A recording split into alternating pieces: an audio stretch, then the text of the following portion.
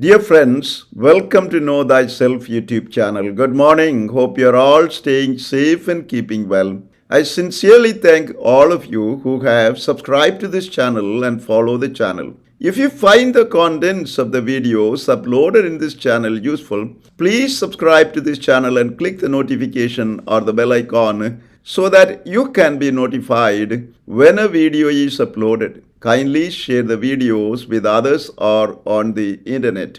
In this episode of Sunday Reflection segment, we present the homily for the Feast of the Body and Blood of Christ, based on the liturgical readings of the sea cycle.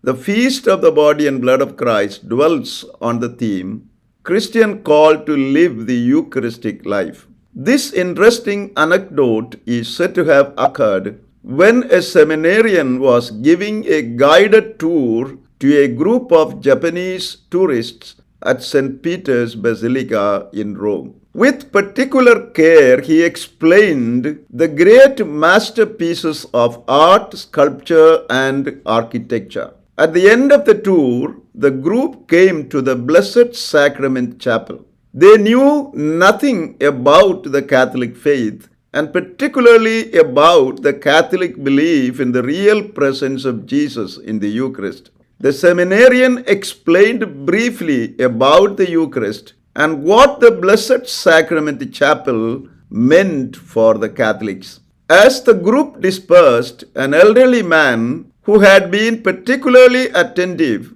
stayed behind and said to the seminarian, "Pardon me, would you explain again about this Blessed Sacrament?" The seminarian explained the story of Jesus' institution of the Eucharist at the Last Supper, about the real presence of Jesus in the Eucharist, and the Eucharist as Jesus' parting gift of his continuous and caring love for humankind. Being amazed at what the seminarian said, the elderly man exclaimed, "If this is so, what is in this chapel is a greater work of art than anything else in this basilica, as one experiences God's care and love in the Blessed Sacrament."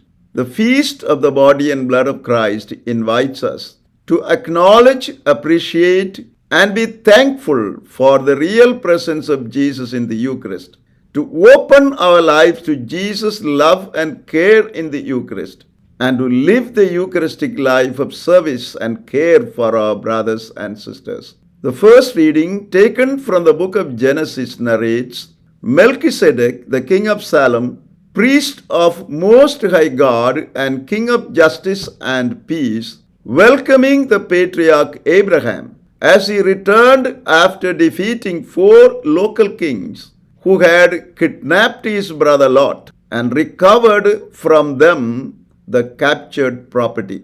The reading also speaks about Melchizedek offering a thanksgiving sacrifice of bread and wine to God for the welfare of the patriarch Abraham. In gratitude, Abraham gives 1/10 of everything he possessed to the priest king Melchizedek, acknowledging him as his equal. The church sees in this event a prefiguration of the Eucharistic sacrifice offered by the priest king Jesus at the Last Supper. In the second reading, St. Paul, writing to the Christians in Corinth, corrects their lack of faith in the Eucharist by giving them the earliest account of what Jesus said and did during the last meal he had with his disciples. In doing this, St. Paul says that he is handing on a tradition that began in the mid-30s of the first century. He describes it as a revelation he received directly from the risen Jesus and asks them to accept his authority on this matter of Christian faith. St. Paul also tells them that the words Jesus used while instituting the Eucharist, "Over the bread, this is my body broken for you, and over the wine, this is my blood shed for you," indicate Jesus' self-offering, which he carried out concretely on Good Friday on Mount Calvary by dying on the cross.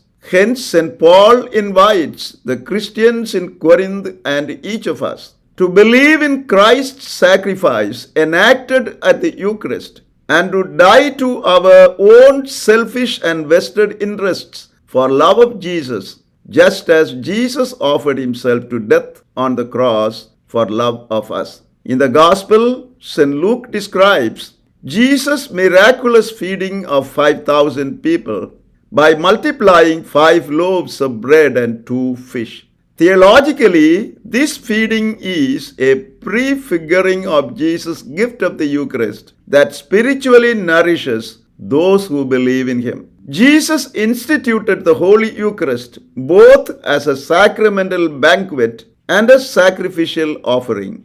As a sacramental banquet, the Eucharist is a spiritual meal that nourishes our souls. It is a visible sign that gives us God's grace and makes us sharers of divine life. As a sacrificial offering, the Eucharistic celebration is a non-bloody representation and reenactment of Jesus' sacrifice on Calvary, offered for the remission of our sins. On this feast of the body and blood of Jesus, the readings of the liturgy invite us, firstly, to accept and live the message of unity of all in Christ's sacrificial love. Just as numerous grains of wheat are pounded together to make the host, and many grapes are crushed together to make the wine, so we become united as Christians through Jesus' sacrificial love celebrated in the Eucharist. Hence, we must be willing to sacrifice our time, talents, and all that we have for our brothers and sisters. This sacrificial love is symbolized by our sharing in the same bread and the same cup at the Holy Communion with the Lord. Secondly, the liturgy today calls us to receive the Lord in the Eucharist after due internal preparation. We have tarnished God's image within us through our sinfulness. Hence, there is always the need for repentance and being reconciled with God and our neighbor through sacramental confession before we receive the Holy Communion. Thus, our outward piety towards the consecrated bread and wine